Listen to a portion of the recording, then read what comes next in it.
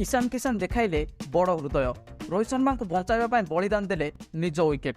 Mumbai Indians और Delhi Capitals मध्य खेला जाता मैच रे मुंबई 6 विकेट दिल्ली को परास्त करिछि।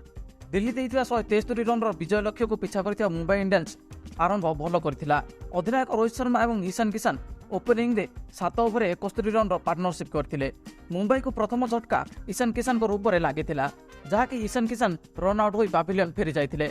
एही मैच रे अष्टम ओवर तृतीय बॉल रे ईशान किशन पॉइंट रे एक शॉट खेलिथिले, जहाँ पर रोहित शर्मा रन नेबाकू दौड़ी आसिथिले, किंतु ईशान किशन रन नेबाकू चाहू नथिले। किंतु रोहित को स्ट्राइकर एंड पाखको पहुंचवा देखि ईशान मध्य दौड़ीथिले। एही समय मुकेश कुमार बॉल को ललित यादव को हाथ को दे ईशान किशन को रन आउट कर देइथिले। ईशान किशन रन आउट हेबा पर रोहित शर्मा निजे बहुत निराश नजर आसिथिले। रन आउट हेबा पूर्व ईशान किशन 26 बॉल रे 31 रन पारी खेलिथिले। मुंबई इंडियंस रो एही सीजन रे यह प्रथम विजय अटे।